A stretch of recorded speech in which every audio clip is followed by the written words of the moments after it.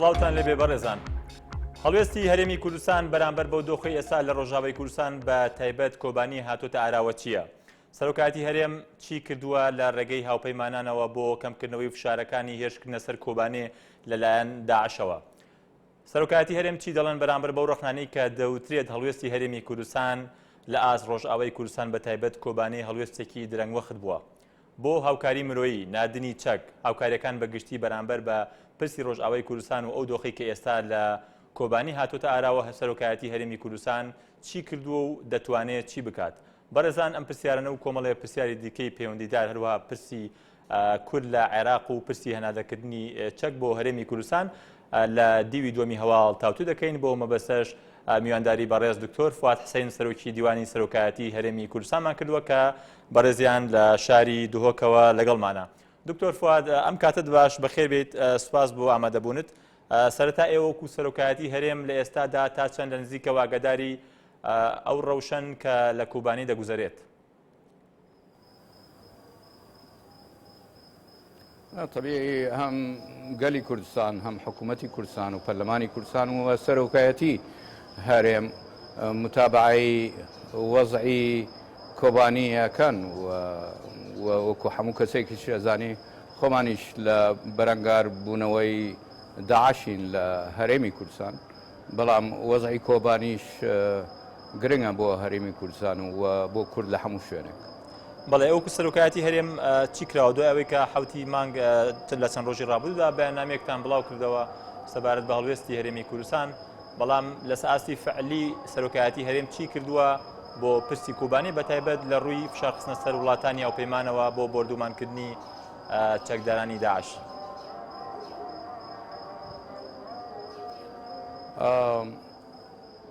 ئێمە لە هەرێمی کوردستان لە پەیوەندی بەردەوامین لەگەڵ هاوپەیمانان بە تایبەتی لەگەڵ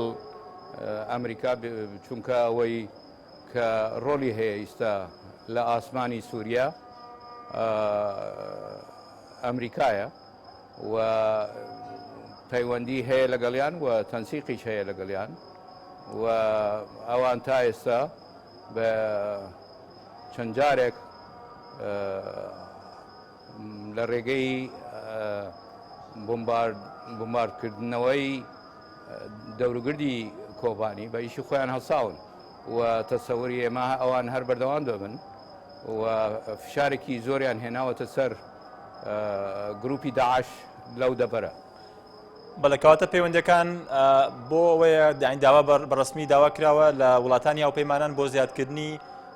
هێرشە ئاسمانیەکانیان بەتایبەت لە کۆبانەیە. وەڵامی هاوپەیمانان چی بووە؟ لە ئاستی پێویستدا بووە؟ لە ئاستی پێویستی گەلی کوردستان دایم پێویستە زۆرتر بکرێ، بەڵام ئەوەی لە توانا بووە کردیانەوە ئەیکەن ئەوان بەردەوام دەبن و ئەوان ئەلانیان کردووە کە شەڕی هێزی ترۆریستی داعش دەکەن کە لە کوردستانی عێراق بێ لە سووریە بێ و ئەوان ئەیکەن و بەردەوامن، بەڵام کۆبانی وەزعێکی لە وەزعێکی نالەبارە و ئەوەیش پەیوەندی هەیە بە کۆمەڵێ سەبەبەوە، بەڵام ئەوەی پەیوەندی هەبێ بە هاوپەیمانان ئەوان بەردەوامن لە ئیشی خۆیان و بە تەسەوری من بەردەوامیش دەبن لە ئایندە. بەڵام لایەنەکانی ڕۆژاوە بەتایبەت پێدە دەڵێن کە هێرشەکان جددی نین، بەو جۆرە نین کە پێویست بێت. ئێوە ئەمە هۆکارەکەی بۆچی دەگەڕێنەوە؟ پێتان وایە بۆچی ئەمریکا بەو شێوەیە کە هاتە سەرخەت بۆ هەرێمی کوردستان نایەتە سەرخەت بۆ ڕۆژئاوای کوردستان بەتایبەت و پاراستنی کۆبانی؟ من نەمویستووە لەم ڕۆژانەی ئەخیرە بەعکسەوە ئەبیسین نوێنەرانی پێدەولێن، نوێنەرانی خەڵکی گۆبانی کە ئەو هێرشانە جدین و لە زۆر شوێنیان داوە، ئەمجا فراوانتریەکەن زیاتریەکەن ئەوە مەسەلەیەکی ترە، بەڵام ئەوان جدین لە هێرشکردنیان لەسەر شوێنەکانی داعش. ئەوەی لە دەستمان بێ، ئەوەی لە دەستی هەرێمی کوردستان بێ کردیەتی و ئەیکا، چونکە وەکوتم وەکو تاکێکی کورد هەموو ئینسانێکی کورد نیگەرانە لە وەزای کۆبانی بەڵام وەکو حکوومەت و هەرێمی کوردستانیش وەکو مەسئولین هەموو لە پەیوەندی لەگەڵ دنیای دەرەوە لەسەر ئەم مەسەلە لەسەر راستی وڵاتانی دراوسێ هەوڵدراوە پەیوەندی بە وڵاتانی دراوسێ بە تایبەت ئێران یاخود تورکیاوە بکرێت بۆ ئەم بابەتە؟ ئەوەی من بزانم بەعام داوا کراوە لە وڵاتان چونکە ڕاستی بڵێم وڵاتانی دراوسێ هەمووی وەکو ئێمە وەزعەکە ئەزانین و متابعەکەین ئەوانیش وەزعەکە و متابعە ئەزانن و بەڵام ئەوانیش ڕای خۆیانیان بڵاو کردوێتەوە ینی ئەوان خۆیان ئەعلانەکەن هەڵوێستیان چییە تا ئێستا ئەوەی من بزانم چونکە کۆبانی سنووری لەگەڵ تورکیەیە ڕێگە دراوە بە پەناهەندەکان بڕۆنا ئەو بەرەوە بەڵام یارمەتیەکی کە پەیوەندی هەبێ بە مەسایلی عسکەری تا ئێستا بۆ ئەو نەوە یارمەتیانە و سنوورە داخراوە. بەڵێ دکتۆر فواد لە ئەسەر ئاستی هەرێمی کوردستان هەندێک جار رەخنە لە هەڵوێستی هەرێمی کوردستان دەگیرێت دەوترێ هەڵوێستەکانی درەنگ وەختە بە تایبەت لە پرسی کۆبانیدا بۆ پێی زیاتر لە 3 هەفتەیە ئەو دۆخە لە کۆبانی هاتوتە ئاراوە ئێوە چی دەڵێن بۆ هەڵوێستەکانتان؟ ئەوە غەدرە لە خەڵکە کرێ و لە هەرێمی کوردستانی شەکرێ و لە خەڵکی هەرێمی کوردستانی شەکرێ خۆ سەیری توانای هەرێمی کوردستانیش پێویستە بکرێ سەیری وەزعی هەرێمی کوردستانیش پێویستە بکرێ هەرێمی کوردستان خۆشی لە حربە لە شەڕە بەڵام دەرگای هەرێمی کوردستان کراوە بووە بۆ گەلی کورد لە ڕۆژاوە و هێزە سیاسیەکان پەیوەندی هەبوو لەگەڵ هێزە سیاسیەکان بەڵام توانای هەرێمی کوردستانیش بۆ یارمەتیدانی گەلی ڕۆژاوە ئەمەیە توانەکەی مەحدودە. بەڵێ ئەوەی کە بێجگەوە مەسلەی کۆبانی بەڕاستی جوغرافی تهدیدەکە ینی کۆبانیش وەزعی کۆبانی جوغرافیش تهدیدەکە ینی چۆن بگەیتە کۆبانی ئەوەیش پرسیارە خۆ. بڵێ ئەوەی کە هەیە یەکینەکانی پاراستنی گەل و ئەو یەکینانەی کە یەکینەکانی پاراستنی ژنان ئەوانی کە سەر بە لەژێ سەرپەرشتی پێدەن لە ڕۆژ ئاوا باسییان لەوە کردوە ئەوان ئێستا پێویستیان بە چەکە ئەوەی کە سەرۆکایەتی هەرێم داوای کردووە تەنها زیادکردنیە ئاسمانیەکانە بۆ پاراستنی کۆبانی یان شتێکی وا ممکینە داوا بکرێت لە ڕۆژئاوا هاوشێوەی یارمەتی هەرێمی کوردستانیدا چەک ڕەوانی ڕۆژئاوا بکرێت شتێکی لەو جۆرە ممکینە؟ مەسلەی ڕەوانەی چەک بۆ کۆبانی ڕاستی بڵێم ئەوە سیاسەتی نێودەوڵەتی نازام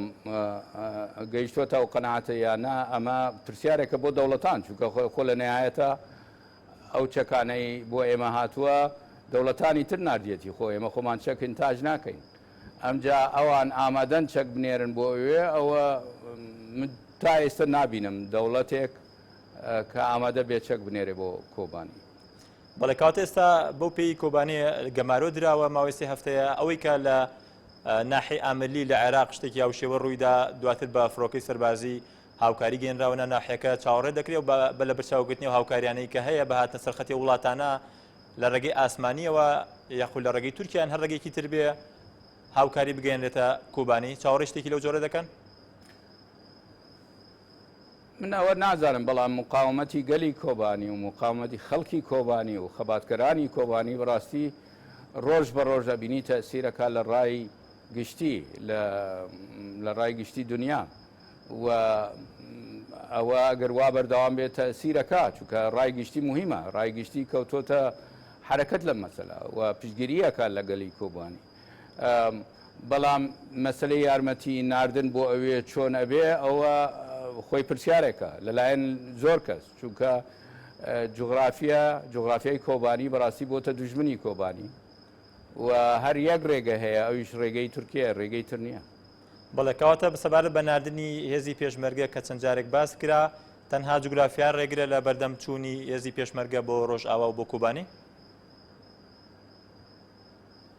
من تەسەوەر ناکەم کۆبانی ئەگەر ڕێگە هەبێ پێویستەکە هێزی پێشمەرگە و لەمێ و بنێری تەسەورەکەم ئەگەر ڕێگە هەبێ بۆ کۆبانی هەزارها هەزار گەنجی کورد ئەو وەختە ڕۆن بۆ کۆبانی و بەڵام ڕێگە نییە بۆ بگەیتە ئەوە مشکلەیەکی گەورەیە بڕاستی. بەڵێ دکتۆر فواد لە تۆڕی کۆمەڵاتی فەیسبووکیش دیارە بینەران پرسیاریان کردووە پرسیارێک محەممەد مەجید دەپرسێ ئایا سەرۆکی هەرێم دەتوانێت فەرمان بەهێزی پێشمەرگە بکات لە کوردستانی ڕۆژئاوا دژی داعش بجەنگن لە کاتێکدا هێزەکانی پەگەکە و یەپەگە لە باشووری لە کوردستانی باشوور دژی داعش لە جەنگدا بوون بۆ پاراستنی کوردستانی باشوور کەواتە گەر جوگرافیەکە ڕێگر نەبووە سەرۆکی هەرێم ئەو ئامادەیی تێدایە کە فەرمان بدا بە نادنی هێزی پێشمەرگە بۆ ڕۆژئاوا بۆ پاراستنی کوردیان لەخود لە هەر شوێنێکی دیکە هەزاری مەسایلی نەزەری ئەتوانی تحلیل بکەیتەوە شتانە بەڵام واقعەکە ئەمەیە واقعەکە تۆ ئێستا ناتوانی پێشمەرگە بۆ کۆبانی بنێری چونکە جوگرافیە ڕێگە نادا و داعش ئەو منطقانەی دەوروگردی کۆبانی کۆنتترۆل کردووە و هەروەها لە بینی کۆبانی و مناتقی تر عشایری عەرەبیش هەیە کە بەعزێ لەو عشایرە پشتگیری لە داعشەکەن و واقعی تریش هەیە من نەزانم زۆر خەڵکەڵێ حدودەکە نەماوە سنوورەکە نەماوە کۆبانیش لە سووریەیە خۆ دەوڵەتێکی ترە بەڵێ مەبەستەوە بوو دیارە ئەگەرم ڕێگریانە نەبێ هەرێمی کوردستان بیزات سەرۆکایەتی هەرێم سەرۆکی هەرێم ئامادەیەکی لەو شێوەی تێدایە ئەزانی من حەزەکەم وازەح بم هەرێمی کوردستان و سەرۆکی هەرێم مەسئولیەتی یاسایی لە چوارچەوەی هەرێمی کوردستانی عێراق بەڵام مەسەلەی کۆبانی مەسلەیەکی نەتەوەییە و وەکو وتم ئەگەر ڕێگە هەبوایە تەسەوری من وایەوە ئیمانمیش وایە گەنجی کورد لە هەموو شوێنێکەوە خۆی ئەگەیاندا کوبانی و بەرەنگار بوونەوەی داعش مەسلەیەکی نەتەوەییە بەڵێ دکتۆر دارم مەبەستم پێشمەرگە بوو بەڵام لە چوارچەوەی هەوڵەکانی ئێوەکو سەرۆکایەتی هەرێم باست کرد تا چەند هەوڵ درراوە بۆ پێی ئێستا سەرۆکۆماری عێراقیش کووردە لەسەر ئاستی عێراقیش وەکو سەرۆکی وڵات تا چەند هەمانگی هەیە لەگەڵ ئەوانیش بۆەوەی هەوڵەکان زیاتر دەوریان هەبێ ئەنجامی باشیریان هەبێ بۆ پرسی کوبانی کاکە مەبەست پێشمەرگەش بێ پێشمەرگەش لەمێش لە شەڕە لەگەڵ داعش ینی تۆ لەمێش لە شەڕی لەگەڵ هەمان دوژمن ینی تۆ خۆ لەمێدا نەنیشتوی ئیسراحەت لەمێش لە شەڕی لەگەڵ داعش ئەمجا مەسلەی عێراقیش بێ ئەوە سەرۆکۆماری عێراقیش ئەعلانی کرد کە پێویستە هاوکاری گەلی کۆمانی بکرێ بەڵام عێراقیش لەم شەڕەیە ینی خۆ شەڕی داعش شەڕێکە کە هەم سووریەی گرتوۆتەوە هەم عێراق هەم کوردی سووریەی گرتوۆتەوە هەم کوردستانی عێراق بەڵێ زانیارێک هەبوو کە لە هەندێک میدیای تورکی و ئێرانی بڵاوکراوەتەوە کە سەرۆکی هەرێم داوای لە تورکیا کردی بێت کە ڕێگە بدەن لە تورکیاوە هێزی پێشمەرگە یاخود هێزی چەکدار بنێرنە کوبانی ئەمە تا چەند ڕاستە من باوەڕ ناکەم بە ڕەسمی شتێکی وا هەبێت سەبارەت بە دروستکردنی هێزێکی هاوبەشیش کە لەلایەن ناتۆ سەرپەرشتی بکرێ هێزێک لە کوردەکان لە ڕۆژ ئاوا وەک بڵاو کراوەتەوە ئەم زانیاریش بڵاو کراوەتەوە ئێوە هیچ زانیارێکتان هەیە لەسەر شتێکی لەو جۆرە من هیچ زانیاریم دەربارەی ئەم مەسەلە نییە بەڵێ سەبارەت بە تورکیا ئێستا ئێوە پێشتر چەند جارێک نیگەرانی خۆتان لە هەڵوێستی تورکیا ڕاگەیاندە بوو لە پرسی کۆبانیش هەمان نیگەرانیتان هەیە ئێمە قسەی خۆمانمان کرد لە وەختی خۆی و ئێستا مەسەلەی کۆبانی بەڕاستی محتاجی یارمەتیە و یەک ڕێگەیش هەیە ئەویش لە ڕێگەی تورکیەوە ئەمجا ئێمە هیوادارین کە خەڵکی تورکیا بگاتەوە قەناعەتە کە لە نەتیجە تورک و کورد لەم منطقە ئەمێنن و ئەمێنن وەکو دراوسێ و پێویستە هاوکاری هەبێ لە نێوان کورد و تورک و دوژمنی هەردوو لا لە نەتیجە داعشە و داعش ظاهرەیەکی کاتیە لەم ناوچە داعش نامێنێ بەڵام کورد و تورک لە منطقەکە ئەمێنن و دراوسە ئەمێن و هەر وەکو دراوسەیش ئەمێنن بەڵێ ئەم نیگەرانیدارین کە ئەم وەزعا بە شێوەیەک بێ کە یارمەتی یەکتری بدرێن بەڵێ ئێوەم نیگەرانیتان ینی داوا بە تورکیا کە لە ئاست ئەمە هەندێک جار نیگەرانی خۆتان دەربڕیوە تا ئێستاش بە ڕسمی نیگەرانی خۆتان گەیاندەوە بە تورکیا لەسەر ئەم بابەتە ئێمە لە وەختی خۆی قسەی خۆمانمان کرد دەربارەی ئەم مەسەلە خۆ عەلەنیە و وەزعەکە وازەحە ئێمە هیوادارین سنووری کۆبانی بکرێتەوە و تورکیا بتوانێت یارمەتی خەڵکی کۆبانی بدا. بەڵێ ئەم پرسیارە دیارە چەند جارێک لە تۆری کۆمەڵاتی فیسبوک کراوە لەو کۆ دەپرسێ گەیشتونەتەوە بڕایی کە هەڵە بوون لە تورکیا نزیک بوونەتەوە هەندێک بۆ چوونەکان وا دەڵێن کە پەیوەندی کە ئێستا لە نێوان هەرێمی کوردستان و تورکیادا هەیە پەیوەندێکی ئابووریە و تەنها تورکیا لێی سوودبەند بووە. ینی ئێوە داوا دەکەن لەسەر بنەمای ئەمنی گەرانیە شتێکی لەو جۆرە هەیە کە هەرێمی کوردستان پێداچوونەوە بە پەیوەندەکانی لەگەڵ تورکیادا بکات. ئێمە لە ئێستادا نەنووسین ئێستا تەقییمی ئەو علااقاتە بکەین بەڵام لە حاڵەتێکی معەن لە وەزعێکی معەن کە هەرێمی کوردستان محتاجی کومەک بوو یارمەتی بوو ئەو وەختە هەڵوێستی خۆنەمان نیشاندا بەڵام پەیوەندی نێوان هەرێمی کوردستان و دەوڵەتەکانی دراوسێ هەر پێویستە چاک بێ بمێنێ و ئەوەی بەدەستی هەرێمی کوردستان بێ حمایەتی ئەکا یعنی حمایەتی ئەو پەیوەندیانەکە و هیوادارین ئەو پەیوەندیانە هەر باشترەوە بێ بەڵام لە مووقعێکی معەن لە هەڵوێستێکی معەن لە کاتێکی معەن طبیعی تۆ هەڵوێستی خۆت نیشانە دەی وە قسەی خۆتەکەی. بەڵێ سەبارەت بە یەکریزی لایەنە کوردیەکان سەرجەم لایەنە کوردیەکان ئێوە پێش لە سەرۆکایەتی هەرێم لایەنە کوردیەکانی ڕۆژئاوا کۆبوونەوە و ڕێکەوتنێکیان لە هەولێر واژۆ کرد تا چەند ئێستا ئەو یەکریزی هەیە نێوان لایەنە کوردیەکانە تا چەند هەست بە یەکریزی دەکەن لە ئاس ئەم پرسەیە کە ئێستا گەشتۆتە گەمارۆدانی کۆبانی و لە دۆخێکی سەختدایە. وڵام من ئەبینم یەکڕێزی هەیە لە نێو ملەتی کورد لە نێو گەلی کورد مەسەلە هەر هێزە سیاسەکان نییە ئێستا ئەبینی کە داعش هێڕشی کردە سەر هەرێمی کوردستان کورد لە هەموو شوێنێک هاوکار بوو هاوپەیمان بوو لەگەڵ ملەتی خۆی لە هەرێمی کوردستانی عێراق ئێستا داعش جارێتر هێرشی کردە سەر کۆبانی ئەبینی کورد لە هەموو شوێنێک هەڵساوەوە پشگیری لە گەلی کوردەکە لە کۆبانی ینی ئەمە یەک هەڵوێستیەکی گرنگە لە نێو نەتەوەی کورد. بەڵێ ئێستا ئەو توانە و ئیمکانەتی کە هەرێمی کوردستان هەیەی لە ڕووی دوای ئەوەی و هاوکاری سەربازی و هێنانی چەکی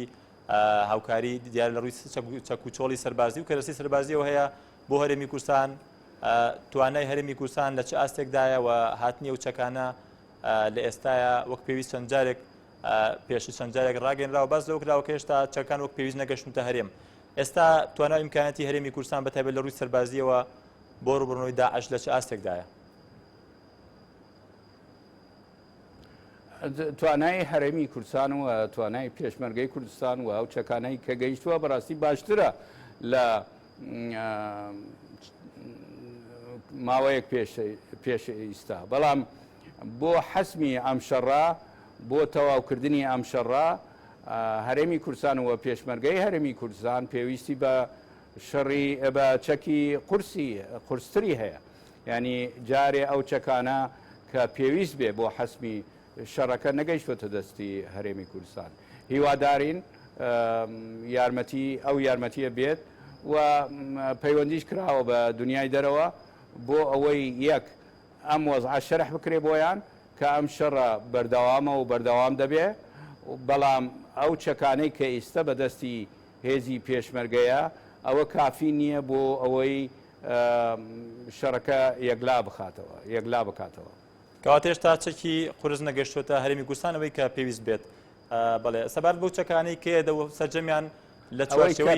ئەوەی کە پێویست بێ نەگەیشتوە بەڵێ ئەوەی کە ئەو چەک و کەرسە سەربازیانەی کە دێن سەرجەمیان سەرجەم وڵاتانی ئەوروپی وڵاتانی بیانی لە چوارچەوەی هاوکاریدا بۆ هەرێمی کوردستان دەنێرێن یاخود هەرێمی کوردستان دەتوانێت بە شێوەی کڕین یاخود شتێکی لەو جۆرە چەک بکرێت؟ تا ئێستا لە چوارچەوەی هاوکاریە بۆ هەرێمی کوردستان. بەڵێ بابەتی کە دکتۆر فواد پرسی بەشداری کوردە لە عێراقدا لە ئێستاە پرسی چوونەوەی وەزیرە کوردەکان باز دەکرێت تا چەند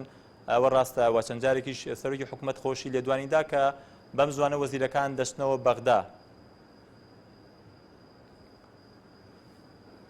بەڵێ ئەوە ڕاستە حکوومەت و ینی هەرێمی کوردستان بڕیاری داوە کە بەشدار بێت لە حکوومەتی عێراق و ئیستا لەو قۆناغین کە دەستنیشانی وەزیرەکان بکرێ وەزارەتەکان چووکە چ وەزارەتێک بۆ چه حیزبێکە و جارێ یەکلا نەبووتەوە لەم ڕۆژانە گەرەک یەکلا ببێتەوە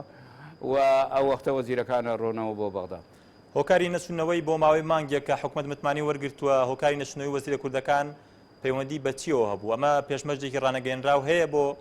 نردنی بەشە بوجە و موچە بۆەوەی ئەم مانگە چاوەڕێ بکەن یاخود پەیوەندی بە چیەوە هەبوو؟ نا پەیوەندی بەوە نەبوو پەیوەندی بەوە بوو کە یەک ئەوان ینی لە بەغدا کە وزارەتەکانیان تەوزیع کرد بەڕاستی و ناوی وەزیرەکانیانی شەعلان کرد ئێوە بەبێ بڵێن پەیوەندی لەگەڵ هەرێمی کوردستان ینی لەلایەن خۆیانەوە ئەعلانیان کرد ئەوە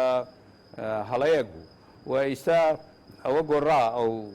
ناوەکان و بەڵام وزارەتەکانیش کە تەوزیع بێت لە نێو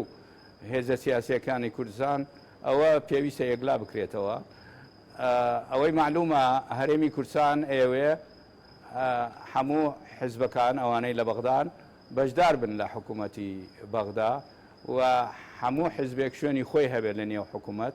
و ئەوە نەختێ دانووسندنی ئەوێ و وابزانم لەم یەک دو ڕۆژە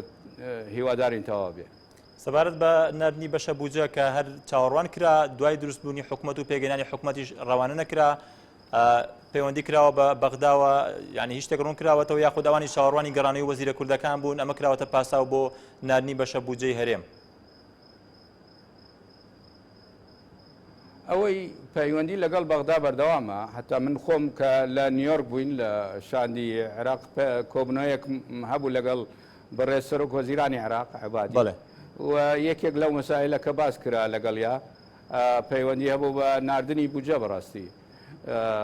طبیعی ئەو شەرحی هەڵوێستی خۆی کرد و باسی ئەوەی کرد پێویستە وەزیرەکان بێن و تا وەختە باسی مەسلەی بوجە بکەین ئێمە هیوادارین کە وەزیرە کوردەکانە ڕۆنە بەغداوە لە نێو ئەوانەیش وەزیری مالیە ئەو وەختە باسی ئەم مەسەلە لەگەڵ سەرۆک وەزیران نەکرێت. بڵێ سەبارەت بە ژماری وەزارەتەکان بۆ کورد ژماری وەزارەتەکان زیاد کراوە بۆ 4 وەزارەت؟ بەڵێ لە 4 زیاترە بەڵێ احتیمال هەیە 5 بێ احتیمال هەیە زیاتریش بێ بەڵام 3 وزارەت نییە 3 وزارەت نییە کەواتە 4 وەزارەتە؟ 4 حتمیە ئەمجا بزانین بۆ ژمارەی 5 ڕۆین. بڵێ دیاری نەکراوە چ وەزارەتەکە یاخود وەزیری بێ وەزارەت یاخود وەزیری بۆ کاروباری وەزیری دەوڵەتن ئەو وەزیری کە زیاد دەکرێت بۆ هەرێم یاخود بازێکی دیاری کراوە وزارەتی مالیە دیاری کراوە وزارەتی کۆچ و کۆچبەران دیاری کراوە وزارەتی ڕۆشنبیری دیاری کراوە ئەنجا بزانین ئەو دوو وزارەتەی تر چۆن دەستنیشانەکرێت. بەڵێ سەبارەت بە دابشکردنی لە ناو لایەنە سیاسەکاندا ئەمە باس کراوە لە ناو لایەنە سیاسەکانی هەرێما دابشکردنی وەزارەتەکان یاخود هێشتا ئەم پرسە ژێگلا نەبووتەوە؟ نەباس کراوە بەڵام بڕیارەکە ڕێکەوتن کراوە پێویستە ئەم یەک دوو ڕۆژە تەواو بێ بەڵێ باس کراوە لەگەڵ هەموو لایەک. بەڵێ بابەتێکە لە پرسی بەژاریکردنی کورد لە عێراقدا دێتە بەرباز پرسی کشانەوەی کووردە دەوتێ دە سێ مانگی کە کورد بۆ جێبەجێکردنی داخوازەکانی داینا لە عێراقداوە مانگێکی تێپەڕی سەرتاتین داواکاری کە موچەیە نهاتە دی ئەمە ئەم کارتە کورد کەی بەکاری دێنێت دیراسی ئەمە دەکرێت دەگەر لە ماوەی دیاریکراودا ئەم داخوازیانە جێبەجێ نەکەن یاخود ئامادەیە سەقفێکی دیکەی زەمەنی بداتەوە بە عێراق بۆ جێبەجێکردنی داخوازیەکانی؟ والله مەسەلەی سەقفی زەمەنی ئەوەیە تۆ کە برادران بڕۆن بۆ بەغدا تەبێی دانووسندنی خۆیانەکەن وە دووریش نییە نازانم دنیا شاندێکی هەرێمی کوردستانیش بچێ بۆ بەغدا ینی چەند جارێک جەنابی سەرۆکوەزیران باسی ئەوەی کردووە کە خۆی ئامادەیە بچێ بۆ بەغدا و لە ڕاستی بڵێم من لە نیویۆرک لەگەڵ سەرۆکوەزیرانی عێراق باسی ئەوم کرد ئەگەر ئەویش بێت بۆ هەرێم ئەمجا دانووسەندن هەبێت لەسەر مەسایلە ئەگەر هەردوو لا گەیشتە قەناعەتێک کە ئەتوانن پێکەوە ئیش بکەن وە جدیەت هەبێ ئەوە مەسلەی سەقفی زەمەنی ئەتوانی بیگۆڕی. من احساسێکم کرد هەم بەغدا ئەوێ لەم حاڵەتە باسی سەرۆکوەزیرانەکەم هەم ئەو ئەوێ بگاتە اتفاقێک لەگەڵ هەرێمی کوردستان هەم هەرێمی کوردستانیش بڕیاری داوە هاوکار بێ لەگەڵ بەغدا. ئێوە لە کاتی دانوستانەکانیش کە لانی کوردی لێرە بوو کاتێککە متمانە درا بە حکوومەتەکەی حکوومەتی نوێی عێراق مەبەستمە لانی سێم دیارە لەگەڵ لایانی کوردی کۆبەوە وەک نەتەوەی گرتوەکان و لایانی ئەمریکی پەیوەندیتان کردووە بەوانەوە بۆ پرسی داخوازەکانی کورد لە ئایندەی عێراقدا دوای پێگەیاندنی حکوومەتی عێراق یاخود جۆرە گەرەنتیەک وەربگیرێت شتێکی لەو جۆرە کراوە؟ ئەوانەی کە لەو کۆبنەوە بوون دایم پەیوەندیان هەیە لەگەڵ هەرێم ئەگەر ئەمریکا بێ یا نەتەوە یەکگرتوەکان و هەر بەردەوامن لە پەیوەندی و ئەوانیش انتظاری ئەوەکەن کە وەزیرە کوردەکان بڕۆن بۆ بەغدا بۆ ئەو دانوسەندنە بەردەوام بێ. کەواتە پرسی کشانەوەی کورد لە عێراق پێتان وایە کاتێکی گونجاوە یاخۆ بژاردەیتر چی دەبێت ئەگەر لە کاتێکدا لەگەڵ عێراق داخوازەکانی کورد جێبەجێ نەکرا لە چوارچێوەی عێراقدا؟ مەسلەی ئیستا مەسلەی کشانەوە نییە مەسلەی چوونە بۆ بەغدا بەڕاستی ینی جارێ ئێمە دانوسەندن بەردەوام دەبێ و هەردوو لا تەکید لەسەرەوە کات ینی هەم بەغدا هەم هەولێر تەکید لەسەرەوەکە کە پێویستە ئەم چانسە کە تازەیە چانسی حکوومەتیەکی تازە کە لەدایک بووە لە بەغدا پێویستە هاوکار بین پێکەوە بتوانین ئیش بکەین و پرۆسەیەکی تازە بێتەکایەوە ینی ئیستا باسیەوە کرێت. پێتان وایە بژاردەی دیکە هەیە جگە لە چوونەوە بۆ بەغدا؟ بووبرە گوێم لێ نەبوو. بژاردەی تر هەیە جگە لە چوونەوە بۆ بەغدا؟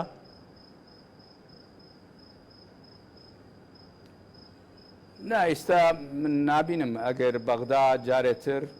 یا بەغدا توانی مامەڵە لەگەڵ هەرێم بە شێوەیەکتر بکە ئێستا هەرێم اختیاری ئەو ڕێگەی کردووە اختیاری ئەو بژاردەی کردووە.